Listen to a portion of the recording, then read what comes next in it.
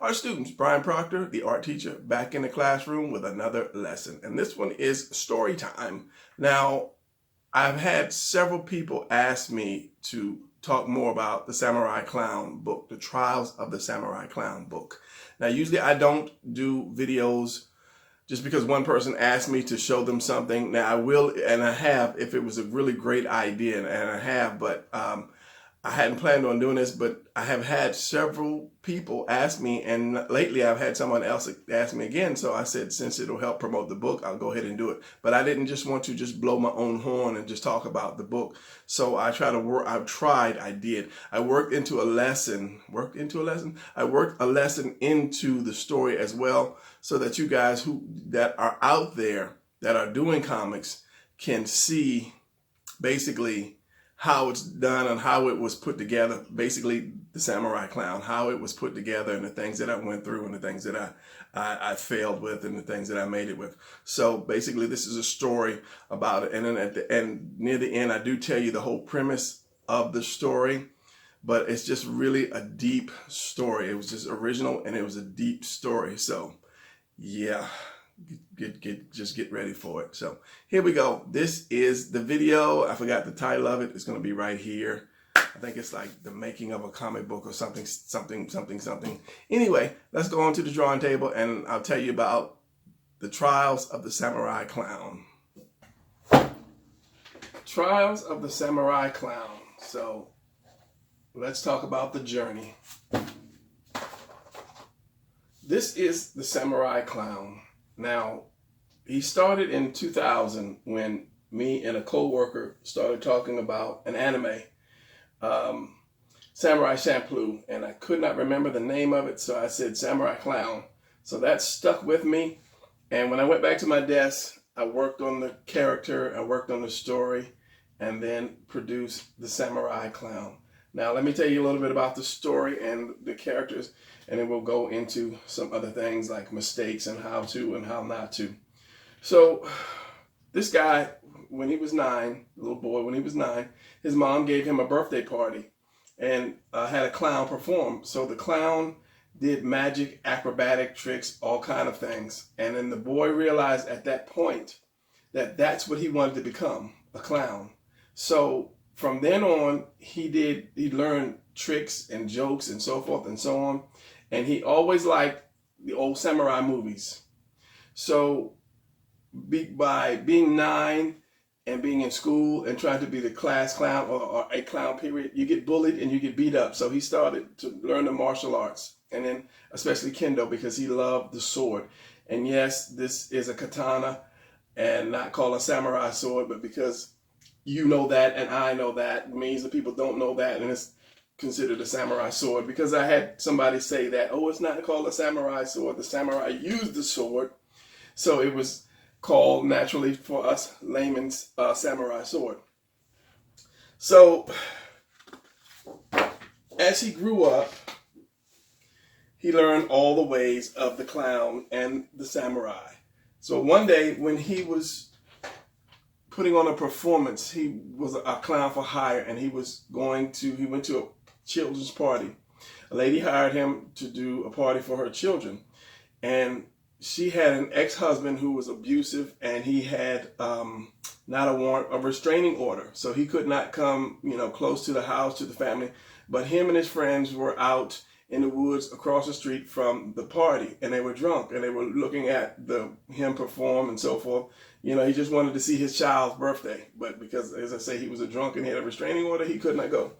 So after the performance, the kids were wild. They loved it. The mom was so happy. She hugged him and kissed him. So one of his friends was like, oh man, look, it looks like she got a new boyfriend.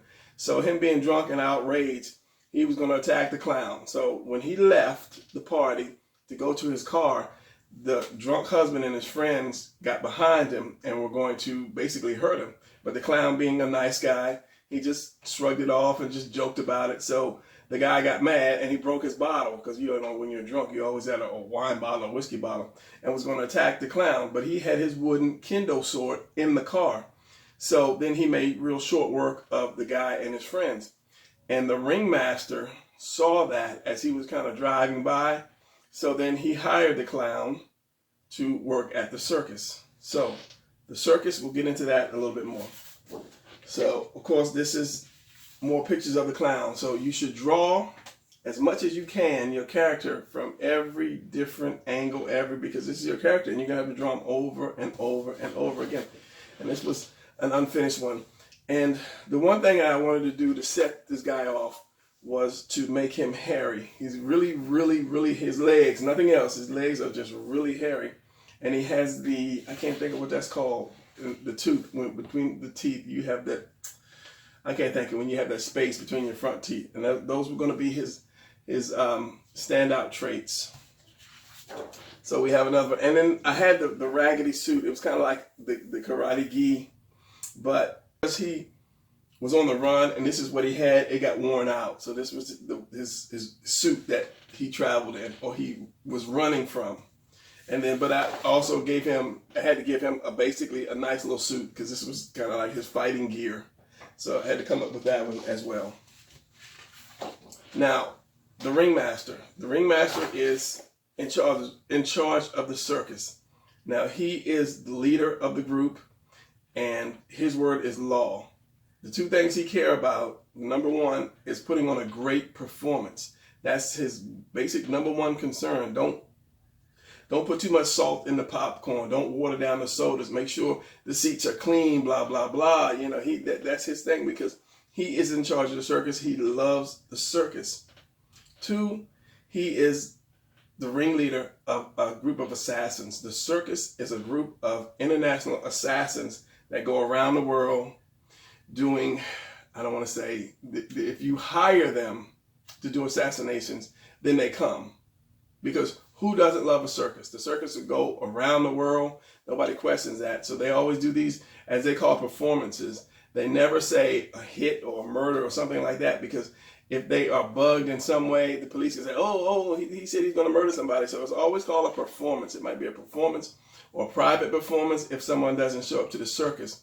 So if you're a king or a prince or something, and they come to your country, you automatically get a private invitation or a ringside invitation for you and your family to come to see the circus. So who would not take their family to see the circus? So while you're there, they'll concentrate on you, and they'll put that hit out on you. It's just the secret ways that they do it, but you end up dying later. So, and it's like the circus is not implicated of that, because the way they do it, they use like poisons, gases, other kind of things that, let's say, they soak into your skin, and then you have a massive heart attack later. So they do this study on you chemically, physically, the whole 9 yards. They are masters at their traits. So this is another of the ringmaster. I think this was the cover of book, what was it, book 3, I think 1, 2, 3, book 3. Yeah, so another thing, something I didn't really think about as I was putting these things together. Let me show you book 3. This is book 3. This is the cover. Now, nowhere on there is the number, the title number, or my name. So these are things that you're going to have to think about when you do your cover. Even on the first book, this was the first one, I at least put my name, that I did the story, the title, and the issue number, and even the price. No price, no name, no nothing. So there's just something that you have to remember. And we'll get back to the actual books in a second. So these are some of the characters that I did. So when you have a book, you're going to have characters that go with the book. Now these are the acrobats. These are, and I'll just kind of like touch on their stories. These are the triplets. This is the Billy, Jean, and then Billie Jean triplets. They always wanted to be acrobats, but the father, who was like a pro football player, wanted the boys to follow in their steps, and then the mother wanted the girl to follow in her steps. She was a ballerina. So they couldn't together, the father and the mother, so they ended up divorcing, and they realized they were no good alone. So the father consented on bringing them back, let the mother raise them, and then they are just, they love acrobatics, and because they're like triplets, they know where each other is at all times, so they can do things with their eyes closed and then feel the other one's present. So they're extremely great on doing high wire stuff. So this is the strong guy. This guy was born on a farm, poor farming family. And he was the only child, which is the son. So they had to do a lot of hard work. So he had to do a lot of heavy lifting. So he did a lot of straining. So he learned how to use his, not endorphins, what is it called? When your strength increases. So basically he can increase his strength for, I say about like a couple hours to where he can lift incredible weight like it's nothing. Adrenaline, he can up his adrenaline and whatever else it's called. I don't know why it's slipping my mind right now. So these are his weapons right here. He uses like these plates, these 100-pound plates, 1, 2, 3, 4, 5, usually 5, and just to smash stuff. So that's like 500 pounds. He's like wheeling around, so kind of almost like, you know, some nunchucks or something. But that is his weapon, of course. And of course, the samurai clown uses the samurai. Let me back up a little bit more because this whole book is about the martial arts. It's the martial arts and the circus. And I picked the martial arts because when I was 17, I started doing the martial arts. And I ended up teaching eventually in the martial arts. So, but I gave it up around about 40 because it wasn't really making me any money. And I knew that, you know, the United States was not going to get invaded by, you know, attacking ninjas, and the president wasn't going to call me. So it was basically, I was just kind of wasting my time. So this is the ringmaster because he uses the rings. He has these rings here that he can pull off and he can throw them. And it's like, you say like Captain America's shield, it'll hit something and bounce off and hit and bounce, and it finally hit the target. He's just a master of rings. So henceforth, he's the ringmaster. Henceforth, hence, he is the ringmaster. Fire eater. This is the fire eater. So this guy was a chef in Italy. And his thing was creating hot sauce. And he always had one food critic that would always dog his restaurants. His food tastes bad. He just didn't like him. But this guy had a line of hot sauces. He was extremely rich. So he created one hot sauce that was just crazy hot. And the food critic came and was saying, oh, it's your food is bland. It's not really hot. So he did not patent that particular sauce yet, which he called the devil's blood. And so he said, okay, well, I'll teach this guy. He put the devil's blood hot sauce on the guy's food. And the guy had a heart attack. And his family sued him, and he was out of it. He just lost everything. But because he was always consuming hot stuff and creating new hot stuff, he could basically throw up, and it would ignite that. So basically he could vomit and it would ignite, and it's kind of like a propane torch, and he can use that as a flamethrower, and that was his thing. And these packs contains like the devil's blood sauce that he made. So he's always drinking that. So he's always full of this hot sauce. So he could just blow fire at any time. He doesn't like throw up on the ground or like said that, because people don't know. He'll just put the torch to his mouth, and then he'll just, you know, what do you call it? Exhale it, and then it'll be like a fire. So he can just continue to blow a fire every which way. So that is his weapon of choice, the fire eater. The ninja clowns. These are the foot soldiers of the circus. This guy, NC1, Ninja Clown 1, and this is Stretch. These are the two. This is the leader, and this is like the second, leader of the Ninja Clowns. This is like the second one. So the one thing about these guys is stealth. You know, you don't see them coming, but their shoes squeak. Whenever it's really quiet, you hear it when they're coming. But only trained people can hear that, like the clown and other people will hear that, but you won't hear it, but it'll be squeaking in the background. So this is another pinup, and most of these are just pinups that I was doing back in the day, and then you'll see a lot of them are not finished because I'm the type who have a lot of ideas. I have a lot of ideas, and they keep coming out, and I'll start something, and another idea will come out, and then I'll jump into it. This is why I'm working on like 3 or 4 comic books at one time, which is why the clown only has like, 6 issues thus far, but it is the flagship of my comic book company.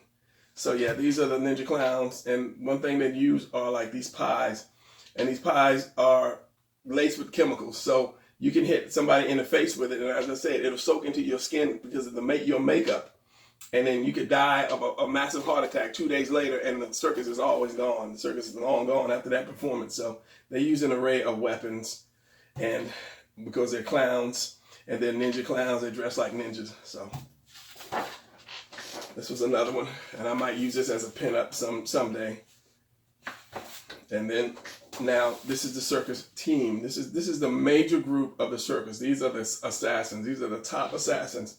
Now, the circus is feared worldwide by the underground because they are just that bad of a group. This guy commands respect. If you see him come into the room, he's kind of like if a group of thugs were having a secret meeting and the Joker came in, people would be like, oh my God, oh, it's the Joker, somebody, he's gonna kill somebody. That's just how feared this guy is and his whole group is. So that you have the knife thrower, the animal tamer, the fire eater. This is the fortune teller, ninja clown you've seen. And this is the fat lady and the strong guy, which you've seen. And let's see, I have another group shot.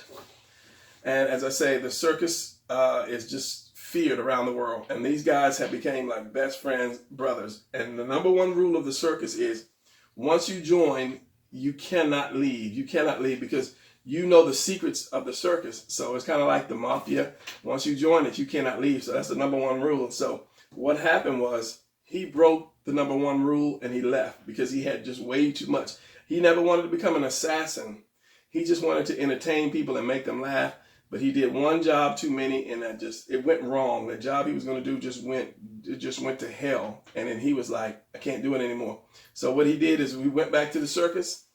He tattooed his face permanently with this permanent makeup, and then did his hair, cut his hair off, and did a little stiff hair thing, and he left the circus. So basically, he's hiding in plain sight. He can never remove that tattoo, that makeup. Now, one thing about the nose is he only puts the nose on when he's about to kill. That's it. Other than that, he'll stick the nose on the side of his head. Like, I don't think I had it because all my books have it. So this is what is Cut Book 3. So basically, he's got the skull of the clown, and he's got his nose on the side of his head. So that's the only time, or when he performs. But when he's going to kill or perform, other than that, it sits on the side of his head. It's kind of like a little suction cup that just on the side of his head. Another poster, or as I say, none of these things are finished. And this was back when I was just getting into comics, learning how to draw, and I wasn't really comfortable with like hands, some perspective, so forth. And we're going to get into that in a minute as well for all you people that are trying to start a comic book and then running into these problems. This is the animal tamer, and this is the only picture I have of this guy. I wanted to do posters of everybody or pinups of everybody, but shockingly, this is in one of the books. This is in the back of the book. It was just like a little pinup to add an extra page, but don't have any pictures of this guy. This is Billie Jean, one of the triplets. Of course, you see it's unfinished. These are the ladies of the circus. Of course, you see it's unfinished, and these were a long time ago. This was a picture of the clown and Panthro. When you draw your character, it's best to draw them in ways that people will remember. So I said, okay, let me put the clown with some known figures. So now he's fighting Panthro, and he's all cut up, and Panthro's all cut up too, because the clown he's a master swordsman. So just like this guy's a master with the nunchucks. Another poster I did, which is a T-shirt, which I've started to do T-shirts of my characters and some other designs, and that'll be later in other videos. Go Clown, Goku, Dragon Ball. I have the color picture. I was going to have it flash across the screen. I may still have it later in editing.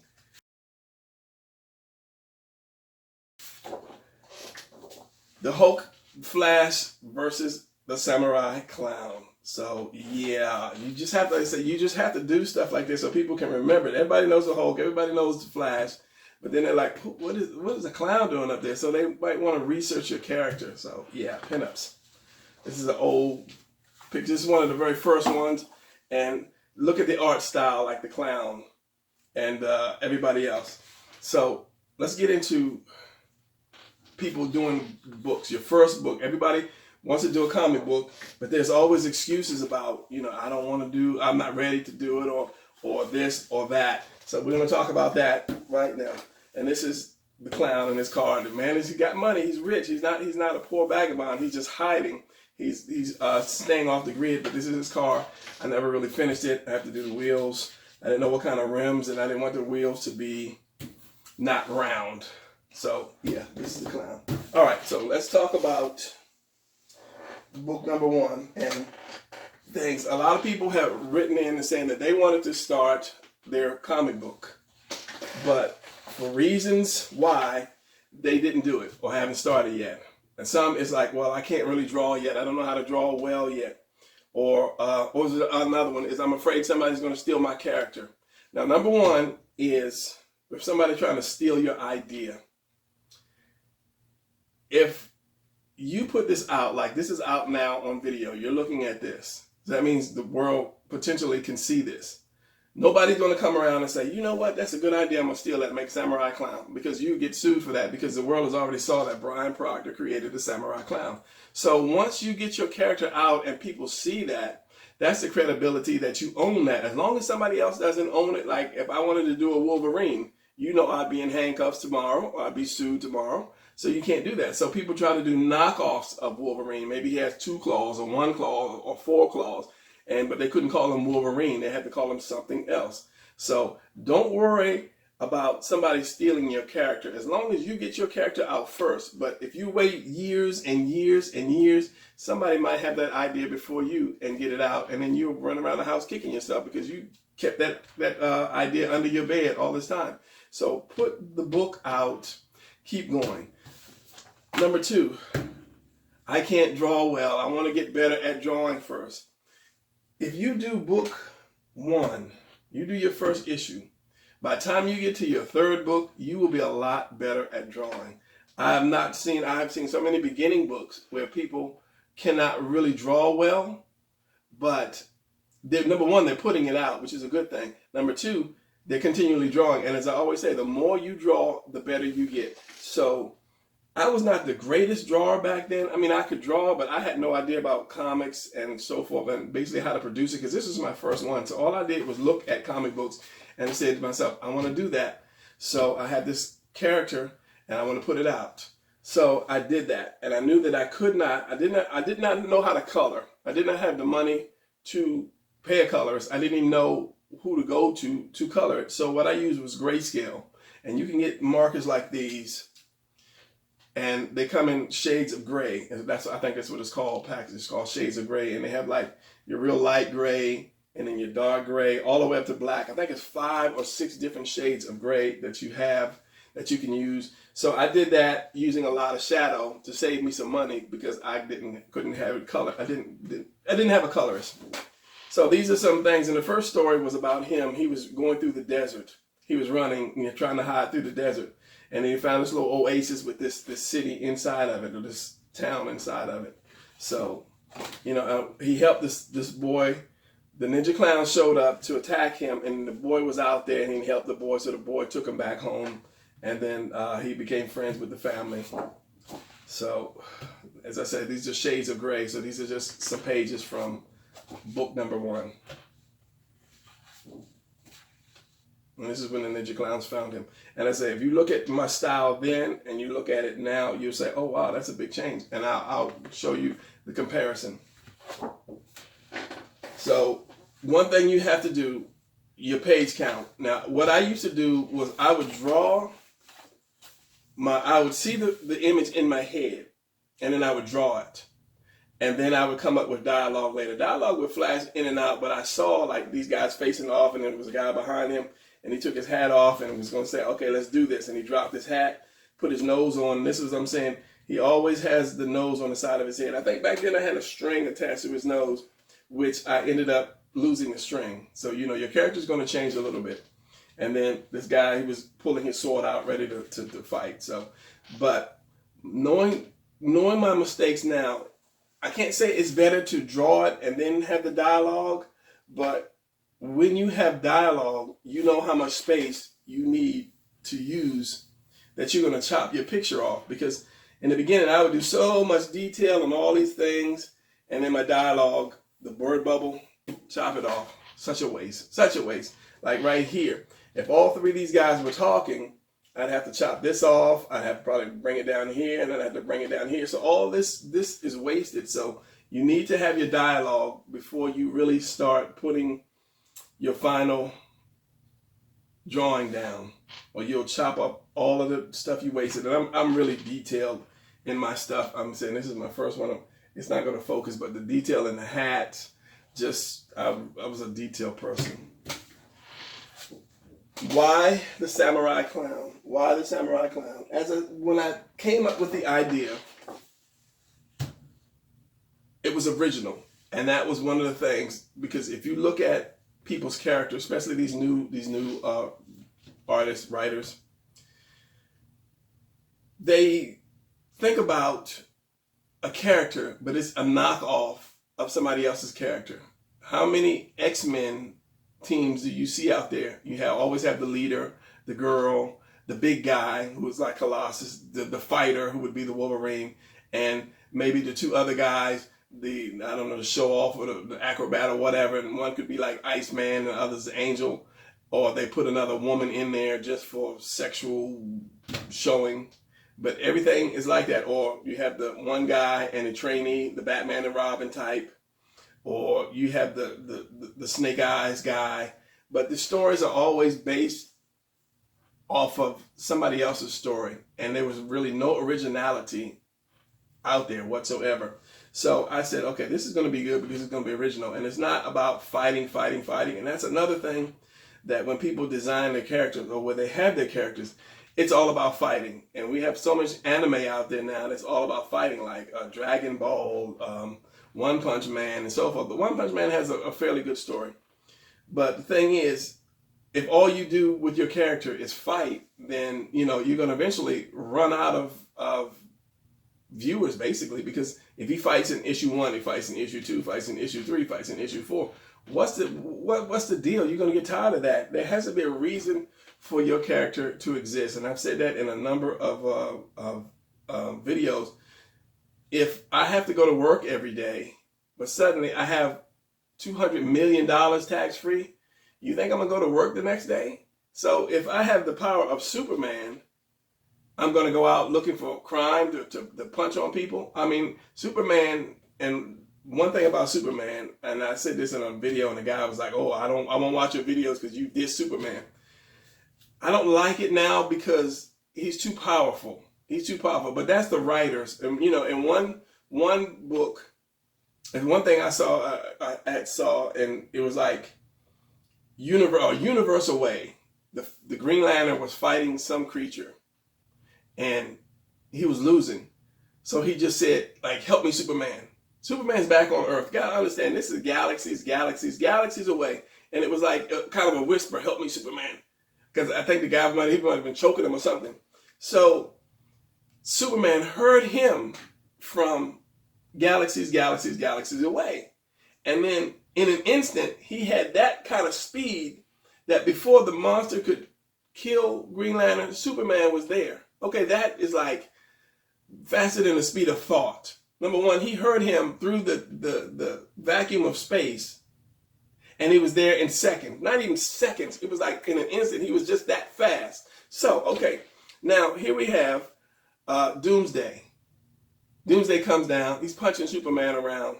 Superman could have flew this guy into the sun in an instant, but instead he wants to get beat, punched in, fly into a building. The whole building collapses. You don't know who's in the building. They don't ever say that. You cannot empty a 100-story building in an instant. Even if the alarms and a monster falls out, it would take forever to empty that building out. So he had Superman in 1 second. He is doing stuff that defies a god. In the next book, he's getting his ass whooped. Sorry about that. But I mean, it's just like, so I can't really get into that. And a lot of people are doing their characters like that.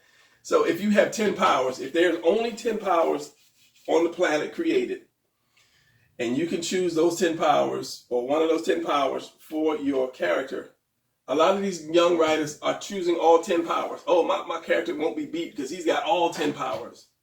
So if he can't be beat, then who is he going to fight? And what is he going to fight? If you give me the power to travel the universe, I'll say goodbye to my family and I'm going to explore the universe. I'm sorry, I'm not going to stay here, get an apartment, work at a newspaper office, making, pennies, trying to struggle to get groceries and so forth. I can travel the universe. Now you have to think about that. So don't play your audience for stupid. So when you decide to write your book, don't play your audience for stupid saying, oh, this guy, because one guy wrote me and said he had more power than God. Okay, well, who's going to fight this guy? Why are you fighting? If you got power of God, you can change everybody's mind. It could be a peaceful world, peaceful universe. So anyway, let's continue on. This is book 2. Book 2. Let me find book 2.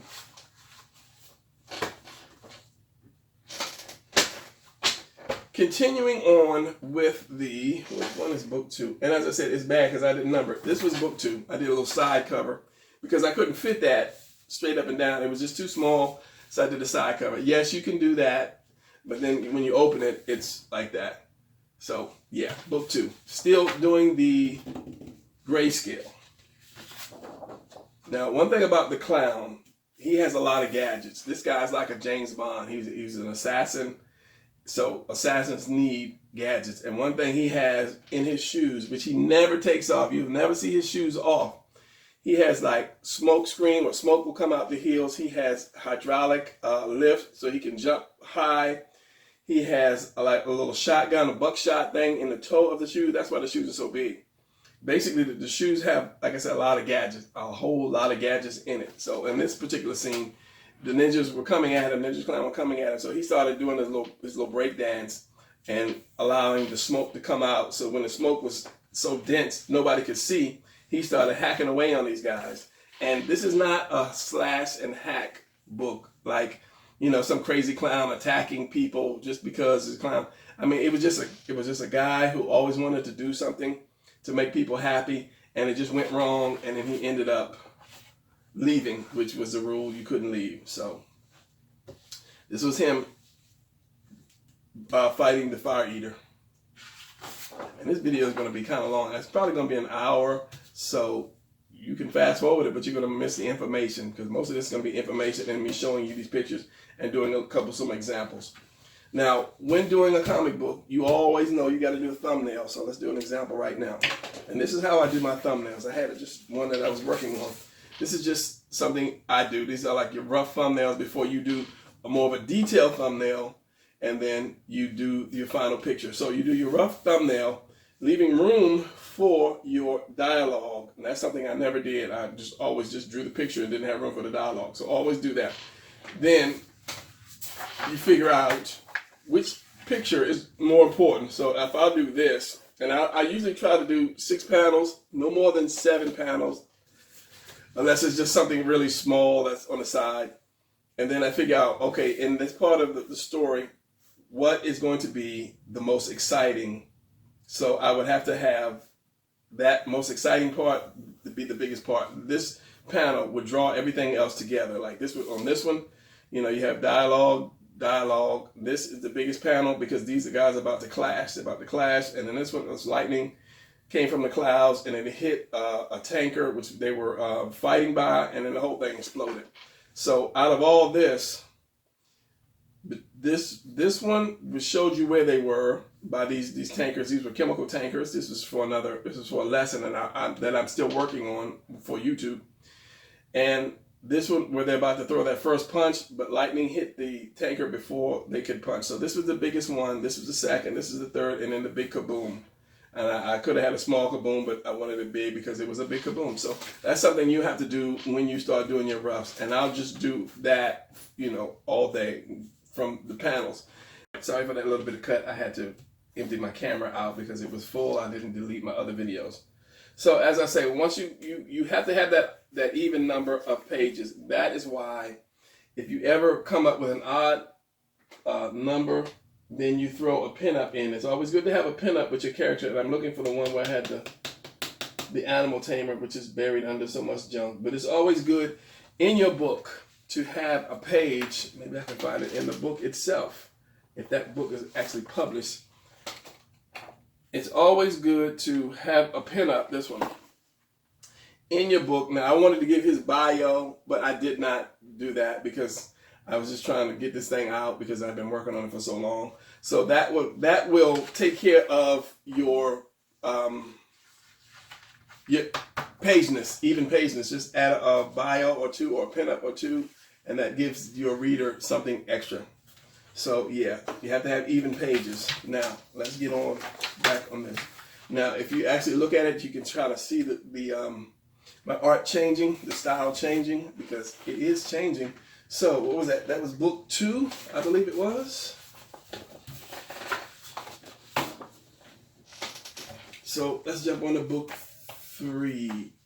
That was book 3. Book 3.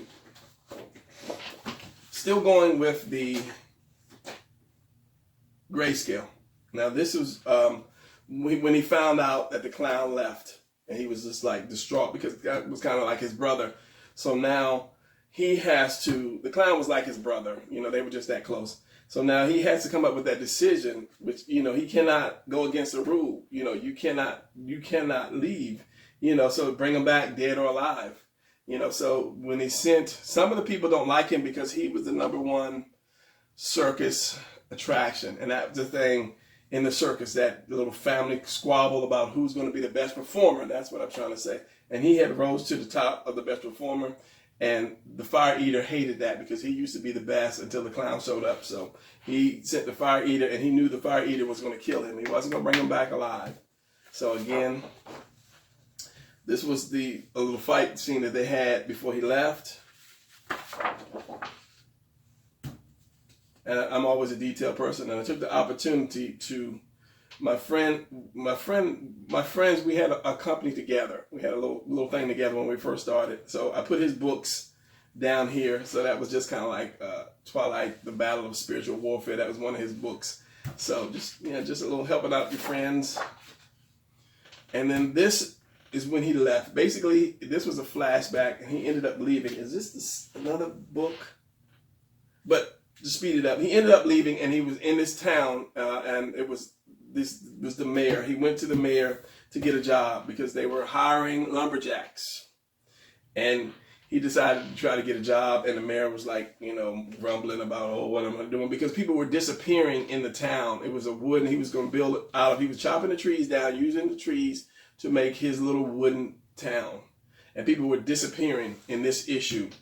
And then he was just flustered, so the clown showed up to get a job, and he was desperate, and he was like, thought the people were joking, sending the clown to make him happy, but they weren't. So the clown had to show him, because he was like, you know, we need people that are good at cutting trees or cutting wood. So the clown had to show him how good he was. So he took his sword out and he slashed the guy's pole. Nothing happened, and it fell apart. And then, because he was laughing at him, but then the laugh kind of stopped. He realized what happened, and he stopped, and he's like, "You're hired." So yeah, and this was the end scene where he had went to bed that night, and then it was basically he was dreaming. The ringmaster had found him and killed one of the buddies that he made, and then that was like the end. So the end of this book. So when you leave off on the end of a book, because I had a friend who had a book, and I always remember it, he said his last panel was his team going to a new hideout. The old hideout blew up, and the team was flying off to a new hideout. And I said, no, you have to leave it on a cliffhanger. You can't just have, you know, two people kissing, oh, the end, unless that's a complete end of the story. But you have to have it to where it's exciting and people want to see what's going to happen in your next issue. So for him to have his group flying off to find a new base, nobody would really care about that. But if you rewind it a little bit, and where the base blew up and the team was in the base, that would have been a great cliffhanger. So you have to think about that. What can I do, or what is my last panel that would make people say to me, or say, wow, I got to see what happened, you know, in the next book. So basically, after he snapped this guy's neck, he kind of like, no! So, you know, and it ends there, because now you know these guys have to face off. So, book, what is this? I think this is 4. And I think after that, I stopped using I think during this one, or during the end, I stopped using the grayscale, because my inking, I got a little better at inking. A lot better at inking. So this is book 4 or 5. Number 2. Let me show you while I am doing this. And every time I do this where I have to pull out examples, my room is a freaking mess. All right, so this is, okay, that last one was book 4. Was this book 4? I can't keep up because I have a whole lot of drawings, All right, so that was book 5. That is book 5. This is book 5. Now, I did the coloring of the covers, but I never really did the inside. And I think at this point, I kind of stopped using the grayscale. No, that was just Photoshop. I stopped using the grayscale. No, I did grayscale them. Or was that Photoshop too? I think that might have been Photoshop grayscale. So the next book, 5, right here, is the first book that I had colored. Now, again, title. That's one thing you have to do. My title has changed from the beginning, since the beginning. 1, 2, and 3. Book 2, book 3, book 5. The first time we did books, me and my friends, we went to a convention and we talked to people that were already out there, more knowledgeable than us. So this was my number 1 book that I was showing, and he was saying the one thing is your title. Your title has to be bold and catchy. That should be, so big that people will remember that. But I didn't know, and I just wanted the clown with the bloody sword and so forth. So the next book, I had to redo my title, which was this one. Bigger title, but still, it's not like eye-catching because it's just black. You have to do something with your title so that people will see that from afar, not just your picture, your title as well, and remember it. So I believe this was that when I put it on a white background and I put some red in there, but to me it still wasn't catchy, and I decided to use the scale of justice, I believe, I don't know what it's called, for the T in the trials, which was to me original because I wanted something original. And then book 5, because it was a black background, I put that in a highlight, which I'm still not happy with it, but I'm close to being happy with the title. But you have to find your title, keep up with it, keep it going. So now, this is book 5, and this was the first one that I had colored. And of course, you see the drawing style is completely different from book 1. All right, so this is book 1. This is book 5. You see the difference in drawing, like the drawing ability? Now, had I said, no, I have to wait until my drawing ability gets this far, then I would have never got the book out. But if I say, oh no, it's still not good enough, I can pick out a bunch of mistakes on this one and say, I'll wait. But so far, I've got enough books out. My drawing ability has gotten better because I continue to draw. If you draw on panel after panel after panel after panel after panel, your skills will get better. Don't worry about what people will say. And that's the thing that a lot of people are afraid of. Oh, I don't want people to laugh at me. Who's going to laugh at you? Nobody really knows you. Somebody from China or Jamaica is going to say, oh, laugh at you, and you're going to hear it. Just put your book out. Be proud of it. Keep going. Whether you make your mistakes with the hand, like the wrist, just keep going. You'll get it right the next time. So this is book 5, and this is when he was in the wooden city, shall we call it, and they sent the animal trainer to get him, and he got caught. But something happened, and they found out what was happening with the people that were disappearing in the woods. Remember, I said that people were disappearing in the woods, so he hired the clown because he didn't have any lumberjacks. And this is why the guy had 2 axes and trees chopped down, but the scratches all in the trees because of the thing that is taking the people. So these are the friends hiding behind it because they don't want to deal with the lions. Animal tamer. And this was the dream. This was at the end of the other book where his friend got his neck snapped and he jumped up to say, no. Where is that one? This is the next page. So that's the cliffhanger. So this is the pinup. He jumped up, grabbed his sword, and he went after the guy. But the guy kind of disappeared, came up behind him, and this is the pie thing that I was talking about. But they call it spike pie because when they want to eliminate somebody, they have these spikes in the pan. It's part of the pan, coated with poison, and they put cream on top of it. And they throw it at you. When it hits you, poison gets you, you're gone.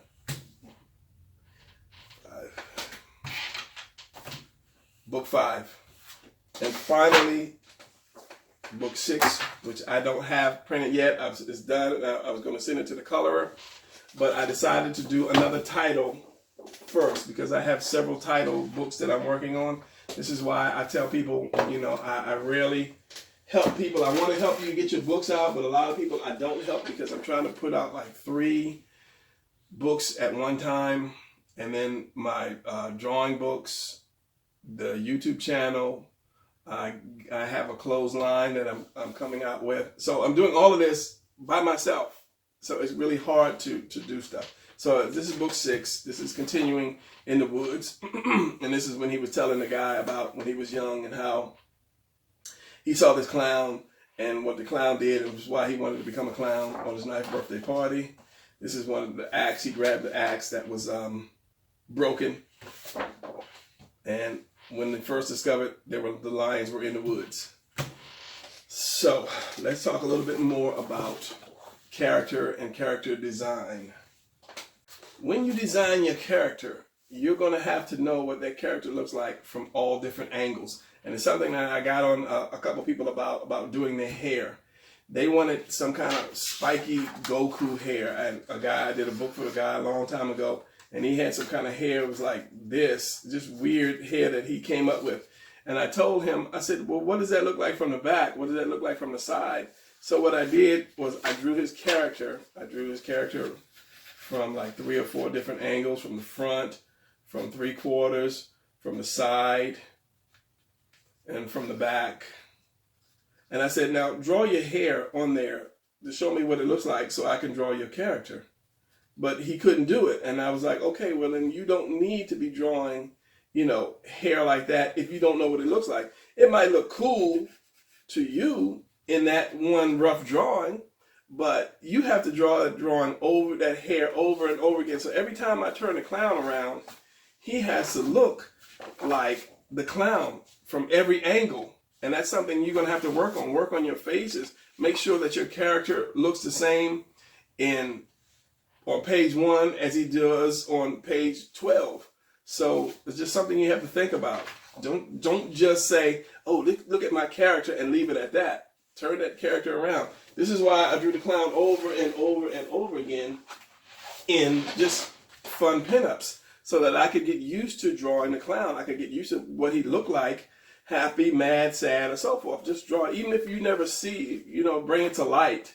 Just draw your character as much as you can. And then you start adding extra characters, because there's not one book that doesn't have extra characters. So this is the Samurai Clown, and this gives you the little stats. You can pause it or whatever and read the stats.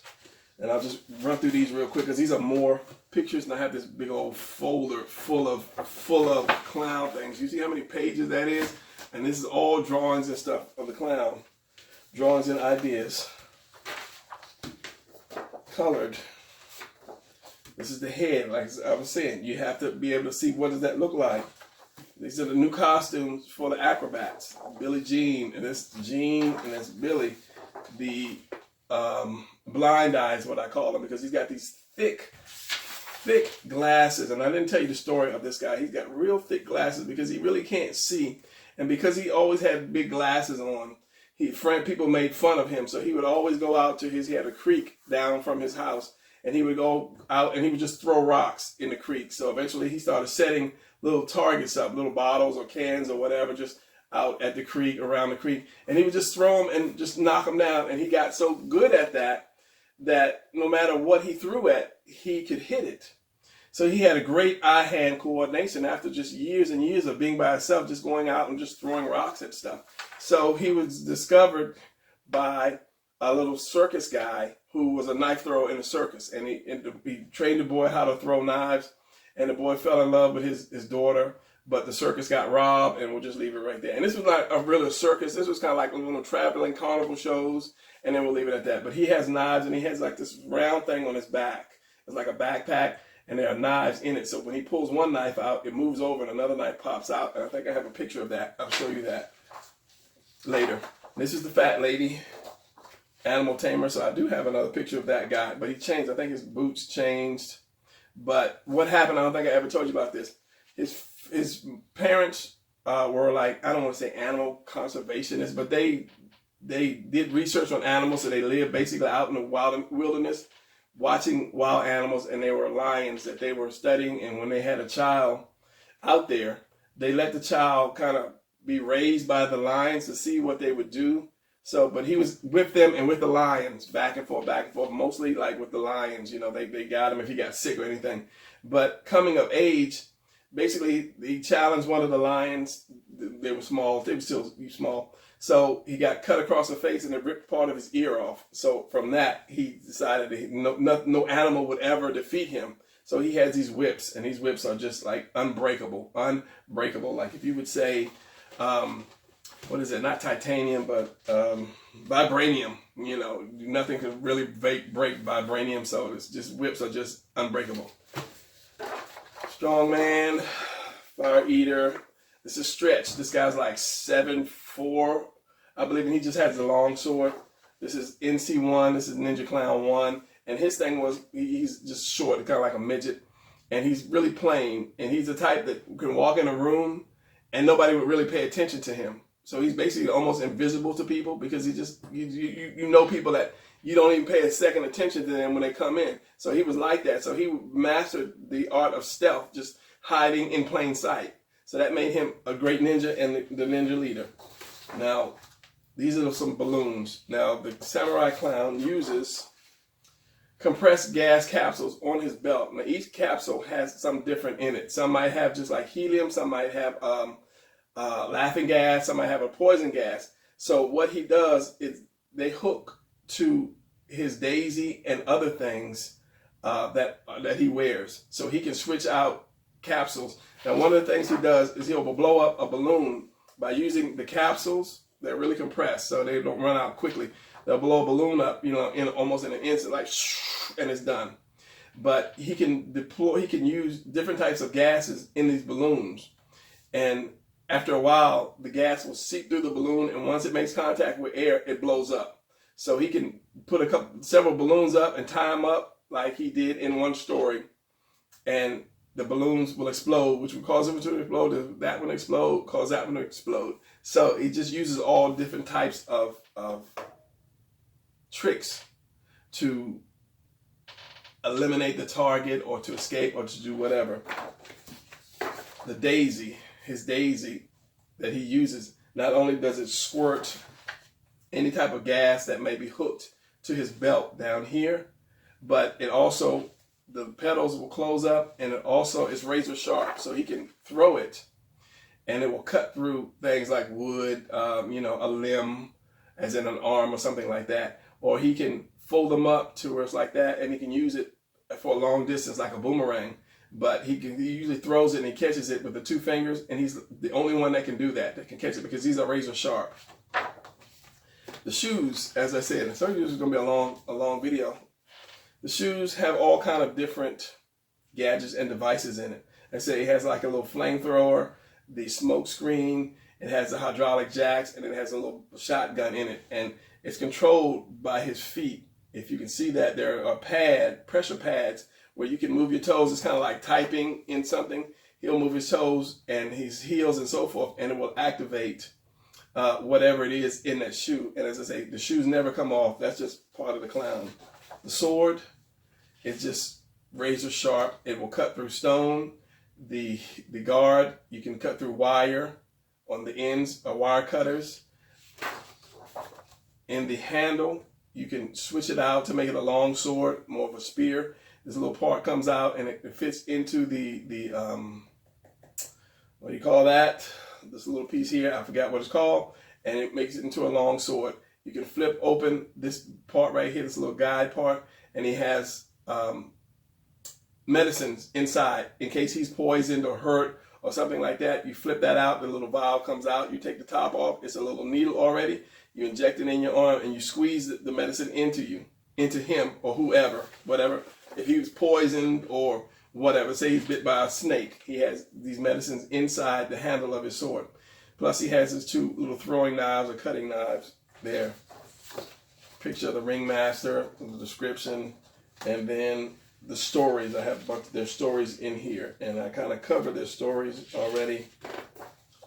Ninja Clowns. And just some more stories. I was going to put a tattoo on this guy, a nice little tattoo all the way across it of a circus, something that reminds you of a circus. But I just didn't do it yet because, as I said, I have so much on my mind. And as you can see, Brian be drawing, okay? Just over, over, over, over, over. Just pin up after pin up because, as I say, I have ideas. Another one. This is the little pack. It's a little round pack that's on his back, and knives are come out of it so he can throw them. Just over. So let's get into more comic book related stuff that you guys might want. And this was a picture of him when he left and he put his permanent makeup on. As he was leaving the circus, and he put his permanent makeup on. Part of another story. So I have a lot of ideas for it, but as I say, I'm working on several comic books. So now let me quickly try to tell you the premise of the book, and let me try to keep this under 2 minutes.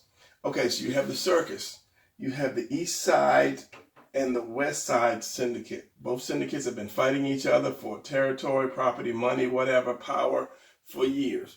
Circus comes to town. The circus has just arrived in town. So the leader of the East Side syndicate comes to the ringmaster. He wants someone assassinated, or AKA a private performance.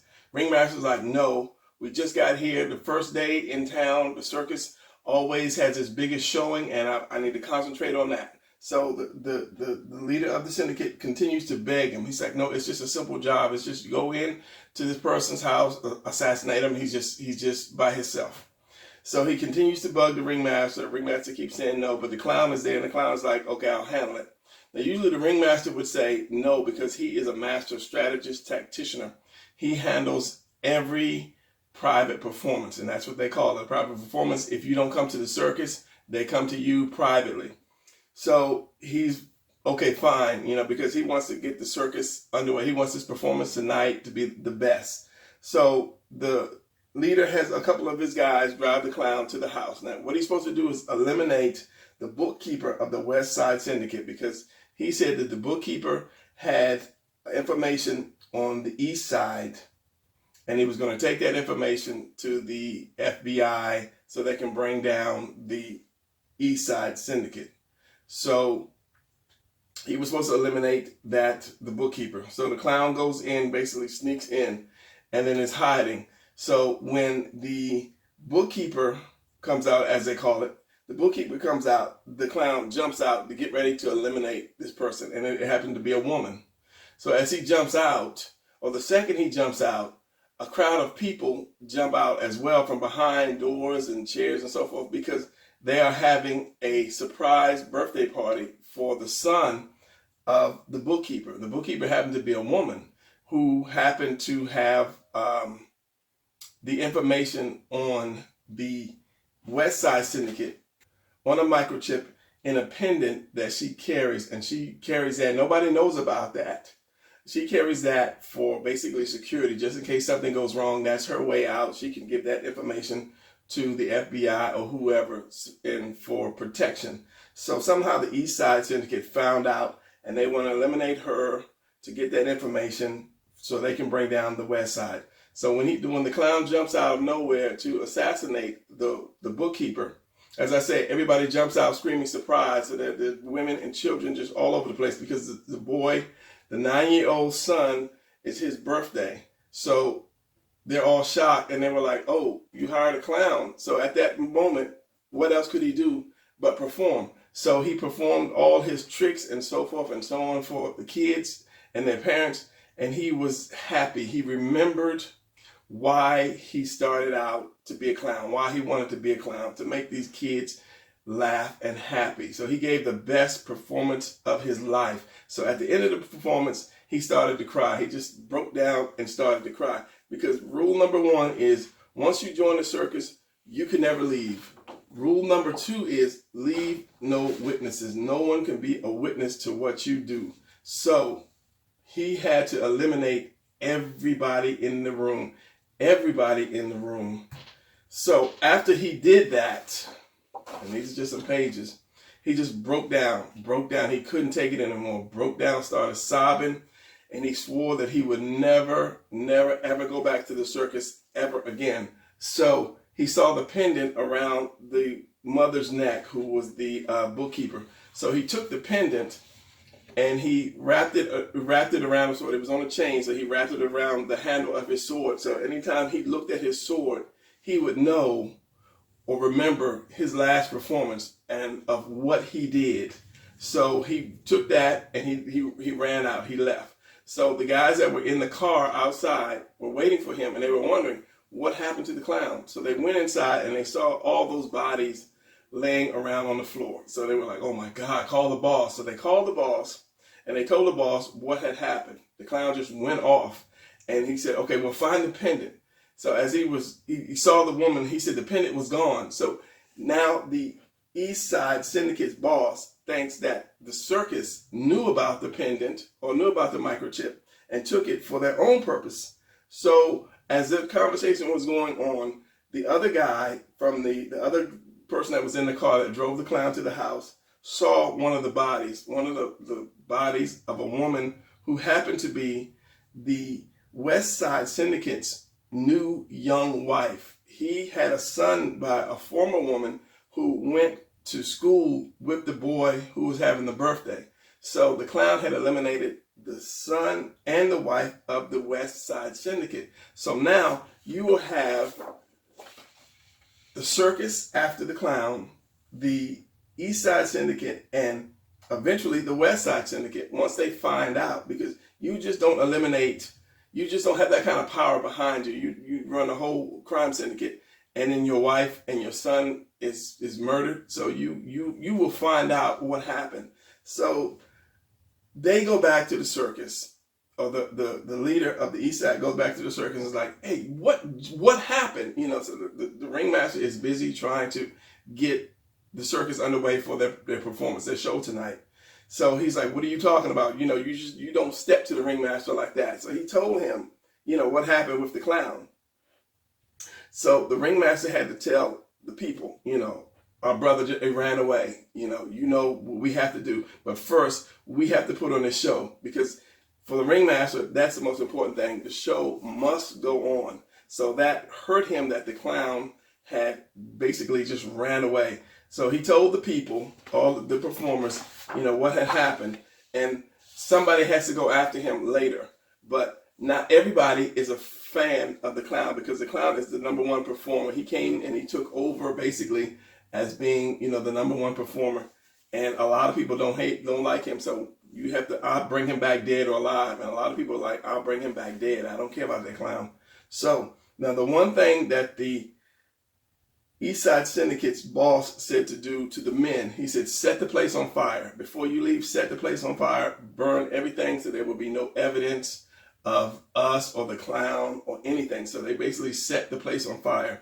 Now, when the clown first appeared and the people jumped out and they saw the clown, one boy who had a fear of clowns ran away. He ran and he hid in the closet. So when the place was set on fire, the boy survived, but he's in a coma. So he's kind of the only witness to what happened. So the clown is now on the run. He is out there and he's on the run. And every night, he wakes up from that dream of what he did. And he swore that he would never go back to the circus, because every night he just sobs. Every day, every night, he just sobs, just wildly, uncontainably. So that is the premise for the trials of the Samurai Clown. He will never go back to the circus. You cannot make him go back to the circus. But these people are after him, so he has to continue to run. That's why he's out there on the run. But he tattooed his face permanently so that he can remember what he did. So every time he looks in the mirror, he will remember what he did. That's basically like his punishment for himself for doing what he did. So that is the premise of the trials of the Samurai Clown. Now we return you to our regularly scheduled program. This is the story of the Samurai Clown. Hopefully I covered it all. because somebody asked. It was several people that continued to ask about the story. So if one person will say something, and I usually won't do a video for one person, but a number of people start asking, then, you know, I was like, okay, well, several people want to know. So since it's my comic book and I'm trying to what's the word? Promote it, why not? Okay, so let's recap real quick. Your talents. You might say to yourself, oh, I'm not a good drawer. You will be a good drawer by the time you finish book 3 or 4. Don't worry about that. Go look at some independent comic books and look at their art. There are a lot of people, when they first draw, they're not that good, but they keep doing it. If they're persistent, they will get good at it. So don't worry about that. Don't worry about somebody stealing your character. If your character is out, if people know about your character, if you're afraid, mail a character to yourself. What do they say? That the poor man's copyright. Take this picture of your character and your story, put it in an envelope, self-addressed stamp envelope, mail it to yourself, date, the whole 9 yards, and don't open it. So that way, years later, if somebody comes up with the idea, if your stuff is not seen by you on YouTube or wherever, you can say, hey, look, I mailed this to myself 5 years ago. This is the whatever. Have signatures of people that say, oh, I saw him draw that. This is his character. Poor man's copyright. Okay, so not drawing, steal my character, your books, your cover. Your covers are the most important thing, because if you have a bunch of books out to buy and you only have money for one book, you would have to say, okay, which book am I going to buy? And the only way you can judge that, if you cannot open the book, is the cover. So a lot of times people buy online. So online, sometimes they'll give you, a shot of, what's going on inside. Sometimes they won't.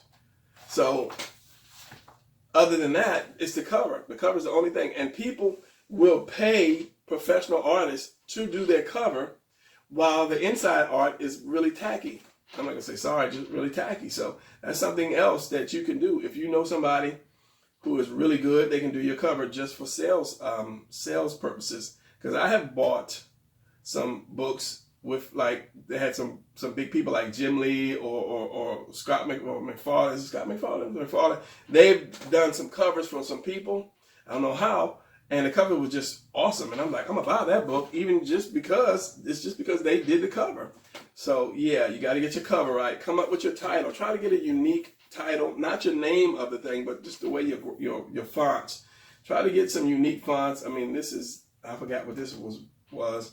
The T, I just drew that, came up with that myself, and these are already fonts. But try to get it. Make sure it stands out. Always stand out on the book. So you should be able to see the title from like far away. You should be able to see that title so people can remember it. It needs to be bold and open, like X-Men. Look at X-Men books. That title is crazy huge. Story and art kind of go hand in hand, but you should always have the dialogue before you start drawing. That way you'll know how much space you need before you put your dialogue out there, and you kill all of your detail art that you had. So, like, for instance, this one, I made sure I had enough room for the dialogue here and here. It depends on what he says. I forgot what he said this one, but it wasn't much. And he was talking to the line here. I could have drawn some more background there, but I didn't. I'll leave that up to the colors to do something, use his imagination. And then the lion roars. I think I did put the roar down here, and then what he said up there.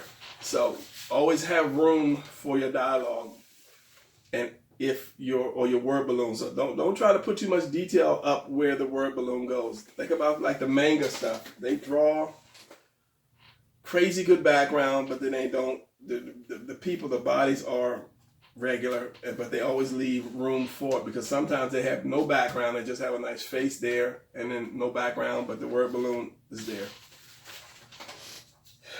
Price. Now, I did a video on how much it costs to make a comic book. I'll leave a link at the end, so check that out, because if you can't draw, you can't color, you can't do word balloons, I kind of break it down for the services that it's going to cost you, because my colorist for my next book, I'm paying him $600 for the book, just for coloring. Now, I'm decided to do the rest myself. I'm fortunate enough to be able to do the rest myself. I could probably color it, But as far as like light and shadow and stuff like that, this could really be better color wise, but I'm trying to save money. So the next book is $600 just to color, as I said. So somehow you have to be able to advertise that to get your $600 back from your book. Now, if it's the first book, more than likely you won't. And that's why I didn't try to color the first book. I just did grayscale and just went with that. Just colored my first page, and then the rest was kind of like a grayscale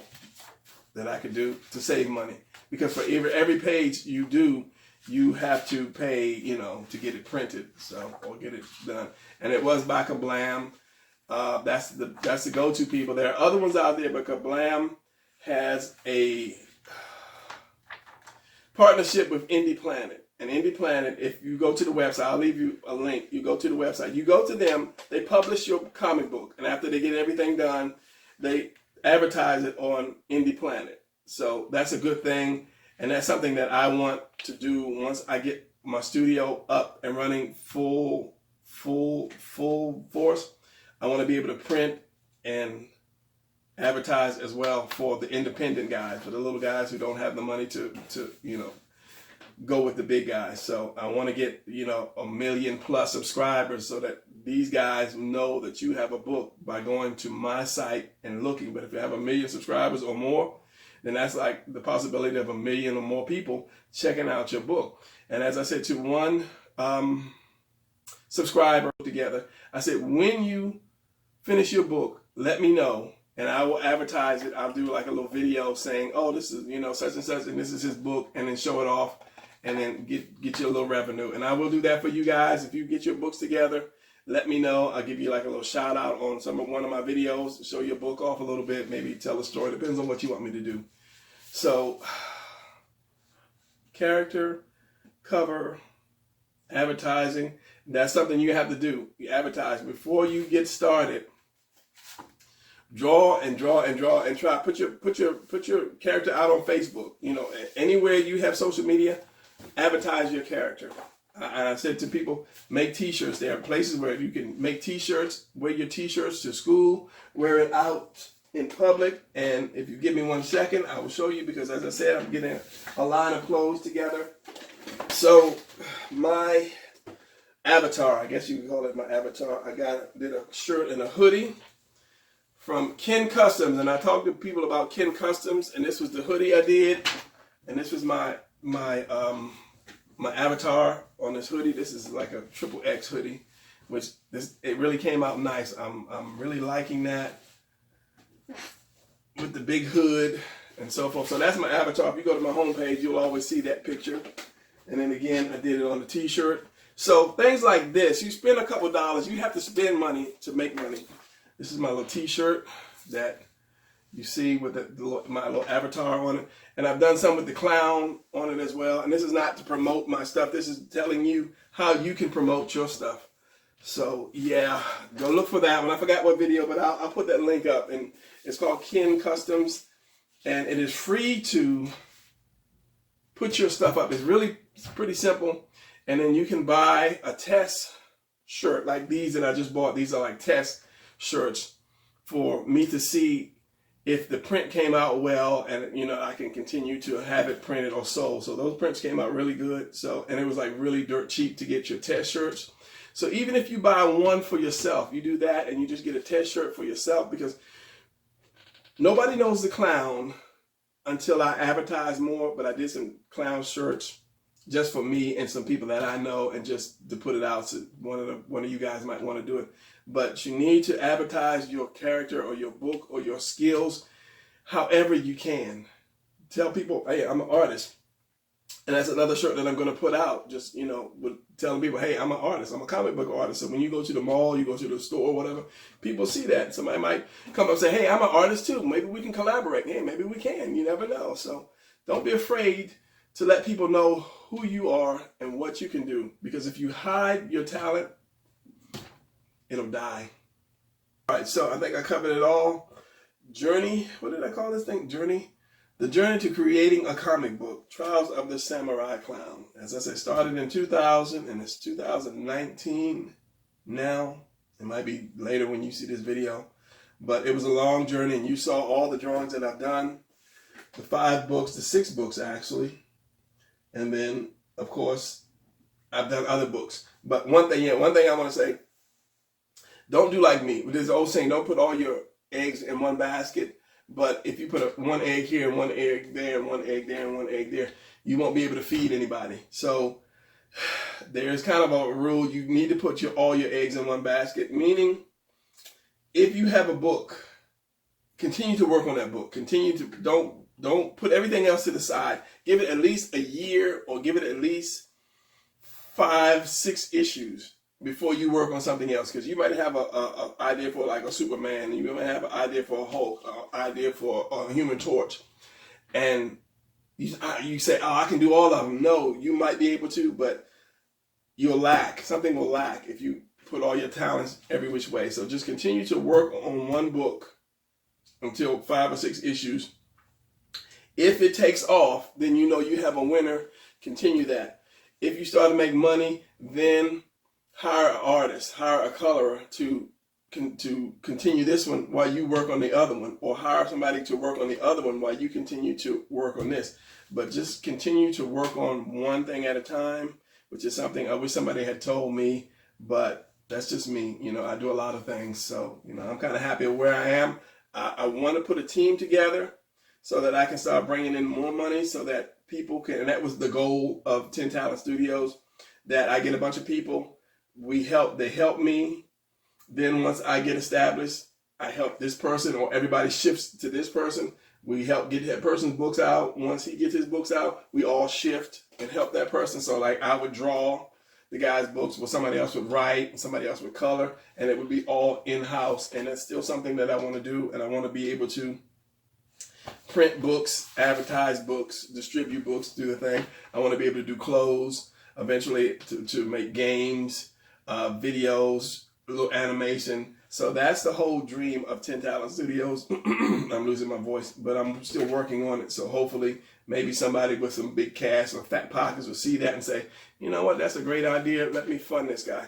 Now people will always say, there's Kickstarter or this or that. I don't know why. Every time I tried Kickstarter, one of those, I got $0. So I don't know what it is that I was doing wrong or what, but you know, I'll try to get it another way. So yeah, that's enough about me and my problems, but take to heart the information that I have given you, shared with you, use it to the best of your ability, and then go out there and then start doing your comics. Stop being afraid. Stop thinking about it won't, or it won't, or it won't, because it will. The more you put it out, the more people will see it, the more they'll want to see more of it, the better you get.